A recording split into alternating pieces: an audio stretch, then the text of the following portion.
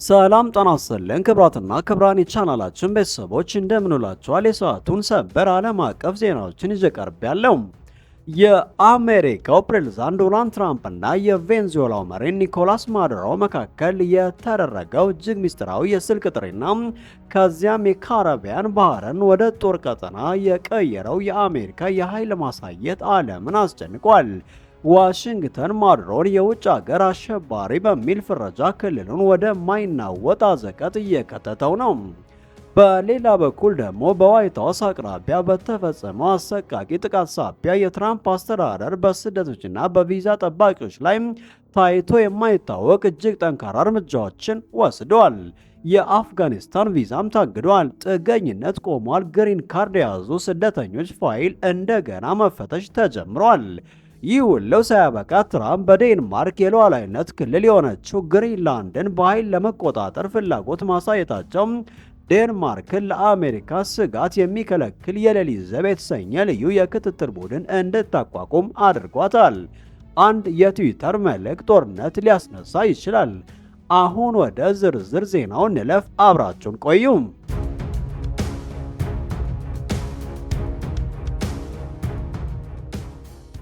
ዛሬ ዓለምን እያናወጠ የሚገኘው ጉዳይ በሁለቱ የፖለቲካ ባላንጣዎች ማለትም በአሜሪካው ዶናልድ ትራምፕ እና በቬንዙዌላ መሪ ኒኮላስ ማዱሮ መካከል የተደረገና እስካሁን በውል ያልተብራራው እጅግ ምስጢራዊ የስልክ ጥሪ ነው። ይህ ያልተጠበቀ የስልክ ንግግር በላቲን አሜሪካ ቀጠና ላይ የነበረውን ውጥረት አባብሶ ወደ አዲስና አደገኛ ምዕራፍ አሸጋግሮታል። ዋሽንግተን ከዚህ ቀደም ታይቶ በማይታወቅ ቁርጠኝነት ኒኮላስ ማዱሮና በዙሪያቸው ያሉትን የውስጥ ክበብ ባለስልጣናት የውጭ ሀገር አሸባሪ ድርጅት በሚል በይፋና በጠቅላላ ፈርጃለች። ይህ የአሜሪካ ውሳኔ በቀላሉ የሚታይ ሳይሆን ዋሽንግተን በማዱሮ አስተዳደር ላይ ጠንካራ ወታደራዊ፣ ሕጋዊና የኢኮኖሚ እርምጃዎችን ለመውሰድ የሚያስችላትን አማራጮች በእጅጉ ያሰፋል ተብሎ እየተነገረ ነው። ጉዳዩ በዲፕሎማሲ ቃላት ብቻ የተገደበ አይደለም። መሬት ላይ ያለው እውነታ እጅግ አስፈሪ እየሆነ መጥቷል። የአሜሪካ መከላከያ በካሪቢያን ባህር ላይ ከፍተኛ ወታደራዊ ዝግጅት እያደረገ ሲሆን ይህም በክልሉ ወደ ባህሩን ማሳየነት ቀይሮታል። አሜሪካ ኦፕሬሽን ሰዘርሰን ስፒር በሚል ግዙፍ ወታደራዊ ዘመቻ በጀመረችበት በዚህ ወቅት እጅግ ዘመናዊ የሆነ ተዋጊ ጀቶችን፣ ቦምብ ጣይ አውሮፕላኖችና ግዙፍ የጦር መርከቦችን በካሪቢያን ባህር ላይ አሰማርታለች። ይህ የኃይል ማሳየት እርምጃ የአካባቢውን የሰላም አደጋ ላይ የጣለ ሲሆን ማንኛውም አይነት ወታደራዊ እንቅስቃሴ ወደ ለየለት ግጭት እንዳያመራ ዓለም በስጋት እየተመለከተው ይገኛል። በሌላ በኩል ከመዲናዋ ካራካስ የሚሰማው ድምፅ የቁጣና የማስጠንቀቂያ ነው። የቬንዙዌላ መንግስት ከአሜሪካ የቀረበለትን የአሸባሪነት ክስ ፍጹም የውሸት፣ የተቀነባበረና መሰረት የሌለው ሲል አጣጥሎታል።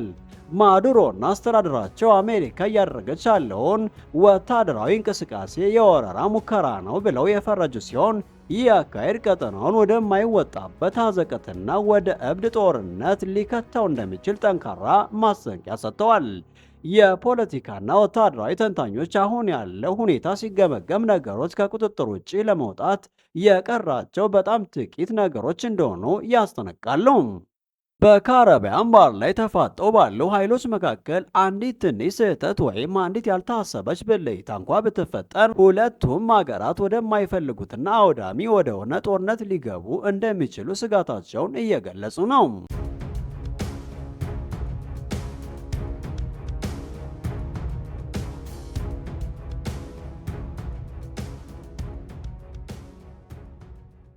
እንዲህ እንዳለ ዛሬ ከአሜሪካ ዋሽንግተን ዲሲ የተሰማው ዜና ዓለምን ያስደነገጠና በተለይም በስደት ዓለም ለሚኖሩ ሁሉ እጅግ አሳሳቢ ሁኔታን የፈጠረ ሆኗል። የዶናልድ ትራምፕ አስተዳደር ከዚህ በፊት ታይቶ የማይታወቅ እጅግ ጠንካራና ሰፊ የሆኑ እርምጃዎችን መውሰድ ጀምሯል። ነገሩ የተነሳው በዋሽንግተን ዲሲ የአሜሪካ የፖለቲካ ማምረቻ ማዕከል በሆነው ዋይት ሀውስ አቅራቢያ በተፈጠረ አስደንጋጭ የትጥቅ ጥቃት ነው። በዚህ በተከለከለና ጥብቅ የደህንነት ክልል ውስጥ በተፈጸመ ድንገተኛ የተኩስ ልውውጥ አንድ ናሽናል ጋርድ አባል በታጣቂዎች መገደሉን ተከትሎ የዋሽንግተን ሰማይ በደህንነት ስጋት ተወጥሯል። ይህ አሳዛኝና አስደንጋጭ ክስተት ተከትለውም ፕሬዝዳንት ትራምፕ ክስተቱን የሽብር ጥቃት ነው በማለት የገለጹ ሲሆን ወዲያውኑ ወደ ጠንካራ የበቀልና የመከላከያ እርምጃዎች ገብተዋል። በመጀመሪያ ደረጃ የትራምፕ አስተዳደር በወሰደው አስቸኳይ እርምጃ መላው የአፍጋን ዜጎች ላይ ያነጣጠረ ከባድ ውሳኔ አስተላልፏል። በአሁኑ ሰዓት የአሜሪካ የውጭ ጉዳይ መስሪያ ቤት ለአፍጋን ፓስፖርት ይዞታዎች ይሰጥ የነበረውን ማንኛውም አይነት የቪዛ አገልግሎት ሙሉ በሙሉ አግዷል። ይህ ማለት ማንም የአፍጋን ዜጋ ወደ አሜሪካ ለመግባት የቪዛ ጥያቄ ማቅረብም ሆነ ማግኘት የማይችልበት ደረጃ ላይ ደርሷል። ውሳኔው የመጣው አስቸኳይና ሉዓላዊ የሀገር ደህንነት ስጋትን ለመከላከል በሚል ምክንያት እንደሆነ የተገለጸ ሲሆን ይህ እርምጃ ምን ያክል ጊዜ እንደሚቆይ ግን እስካሁን በግልጽ የተቀመጠ የጊዜ ገደብ የለም። ይህ እርምጃ በሺዎች የሚቆጠሩ አፍጋኒስታውያንን ተስፋ ያጨለመና ቤተሰብን የሚለያይ ከባድ ውሳኔ ሆኖ ተመዝግቧል። ነገሩ በዚህ ብቻ አላበቃም። የትራምፕ አስተዳደር የደህንነት ስጋቱን ምክንያት ለማድረግ በመላው አሜሪካ ግዛት የሚገኙ የጥገኝነት ወይም የአሳላይም ውሳኔዎችን ለጊዜው እንዲቆም ትዕዛዝ አስተላልፏል። ይህ ማለት በአሜሪካ ውስጥ ጥገኝነት ጠይቀው ውሳኔ በመጠባበቅ ላይ የሚገኙ ስደተኞች ጉዳይ ለጊዜው ታግዶ ይቆያል ማለት ነው።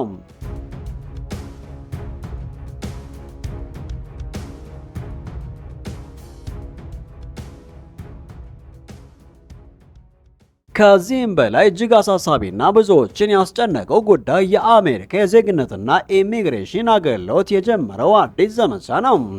መስሪያ ቤቱ ከ19 የተለያዩ ሀገራት ወደ አሜሪካ የገቡና ግሪን ካርድ የያዙ ግለሰቦችን ፋይል እንደገና ለመመርመርና ለመፈተሽ ሰፊ ዘመቻ ጀምሯል። ይህ እርምጃ ከነዚህ 19 ሀገራት የመጡ ግሪን ካርድ የያዙ ስደተኞች ላይ ትልቅ ስጋት የደቀነ ሲሆን መንግስት በእነዚህ ፋይሎች ላይ ምን አይነት ጉለት ወይም የደህንነት ስጋት እየፈለገ እንደሆነ ዝርዝር መረጃ ባይገለጽም ሂደቱ ግን እጅግ ጥብቅ እንደሚሆን ይጠበቃል።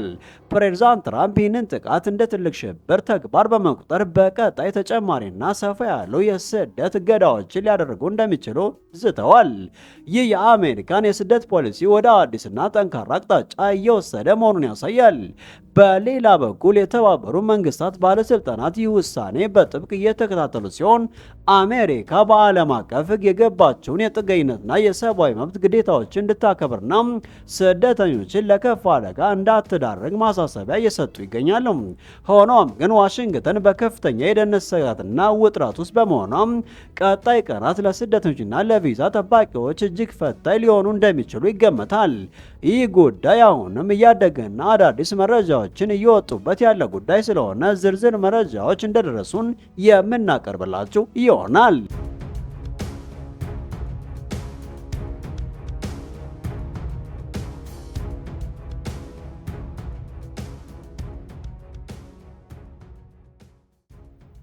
በመጨረሻም የኔቶ አባል ሀገራትን ባስደነገጠው ዛሬ በወጣው እጅግ አስገራሚ ሰበር ዜናችን ተመልሰናል። የአሜሪካና የዴንማርክ የረጅም ዘመን ወዳጅነት አደጋ ላይ የወደቀ ይመስላል። ምክንያቱም በዋሽንግተንና በኮፐንሃገን መካከል ታይቶ የማይታወቅ ከፍተኛ የዲፕሎማሲና የደህንነት ውጥረት ነግሷል። ነገሩ ወዲህ ነው። የአሜሪካው ፕሬዝዳንት ዶናልድ ትራምፕ በዴንማርክ ግዛት ስር የምትገኘውን በዓለም ትልቁ ደሴት ግሪንላንድን ወደ አሜሪካ ግዛትነት ለማጠቃለል ያላቸውን ፍላጎት ከፍላጎት አልፎም ወደ ማስገደድ በመቀየራቸው የዴንማርክ መንግስት በከፍተኛ ስጋት ውስጥ ወድቋል። ይህን ተከትለውም ዴንማርክ ከዚህ በፊት ታይቶ የማይታወቅ በዓለም ፖለቲካ እንግዳ የሆነ ናይት ዋች ወይም የሌሊት ዘብ የተሰኘ ልዩ ክትትል ቡድን ለማቋቋም ተገደዋል። እንደሚታወቀው እንደ አውሮፓውያን አቆጣጠር በ19 ፕሬዝዳንት ትራምፕ ግሪንላንድን ከአሜሪካ እንደ ሪል ስቴት ለመግዛት ጥያቄ አቅርበው የነበረ ቢሆንም በወቅቱ እንደ ቀልድ ታይተው በዴንማርክ በኩል ውድቅ ተደርገው ነበር። ነገሩ ግን አሁን ተቀይሯል። ትራምፕ ጉዳዩን ከግዢ ጥያቄ አልፈው ግሪንላንድን ለአሜሪካ ብሔራዊ ደህንነት እጅግ ወሳኝ ናት ወደሚል አደገኛ አቋም ከፍ ያደረጉ ሲሆን ደሴቲቱን ለመቆጣጠር አስፈላጊ ከሆነ ወታደራዊ ኃይልን ከመጠቀም ወደ ኋላ እንደማይሉ ፍንጭ የሚሰጡ ማስጠንቀቂያዎችን አስተላልፈዋል። ይህ ጉዳይ ለዴንማርክ የሉዓላዊነት ጥያቄ ብቻ ሳይሆን የአሜሪካ ወታደራዊ ወይም ጥቃት ሊሰነዘርብን ይችላል የሚል ከፍተኛ ፍራቻን በኮፐንሃገን ቤተ መንግስት ፈጥሯል። የዴንማርክ ጋዜጠኞች በስፋት እየዘገቡት እንዳለው ይህ አዲሱ የሌሊት ዘብ የተሰኘ ልዩ ቡድን ስራው እጅግ አስገራሚ ነው። በአሜሪካና በዴንማርክ መካከል ባለው የሰዓት ልዩነት ምክንያት ትራምፕ በአሜሪካ ላይ ምሽት ላይ የሚለጥፏቸው የትዊተር መልእክቶች፣ የሚሰጧቸው ድንገተኛ መግለጫዎችና ስለ ግሪንላንድ የሚናገሩትን እያንዳንዱን ቃል ሌሊቱን ሙሉ ሳይተኙ መከታተል ነው።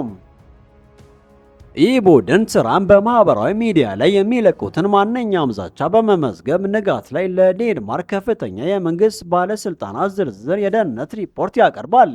ይህ የሚያሳየው ዴንማርክ ጉዳዩን ምን ያክል በቁም ነገርና በስጋት እንደያዘችው ነው። በተጨማሪም ዴንማርክ የትራምፕን ቀጣይ እርምጃ በመፍራት ወታደራዊና ዲፕሎማሲያዊ ዝግጅቷን አጠናክራለች። የአርክቲክ አካባቢ መከላከያውን በከፍተኛ ሁኔታ እያሳደገች ነው። የግሪንላንድን ግዛት ከአሜሪካ ሊሰነዘር የሚችል ማንኛውም እንቅስቃሴ ለመከታተል የክትትል ስርዓቷን አዘምናለች። በዲፕሎማሲው መስክም ቢሆን በዋሽንግተን ዲሲ የሚገኘውን የዴንማርክ ኤምባሲ ሰራተኞች ቁጥር በእጥፍ በመጨመር የአሜሪካን መንግስት እንቅስቃሴ በቅርበት ለመከታተል ወስናለች። በተለይም የግሪንላንድ ተወካዮች በዋሽንግተን ያላቸውን ሚና እንዲያጎለብቱ ተደርጓል። ትራምፕ ወታደራዊ አማራጭን ውድቅ አላደረግም ማለታቸው በአውሮፓና በኔቶ አጋሮች ዘንድ አሜሪካ በወዳጅ አገሯ ላይ ወረራ ልትፈጽም ትችላለች ወይም የሚለውን ጥያቄ ያስነሳ ሲሆን ሁኔታው ከቀን ወደ ቀን እየከረረ መምጣቱን ዓለም አቀፍ ሚዲያዎች እየዘገቡት ይገኛሉ።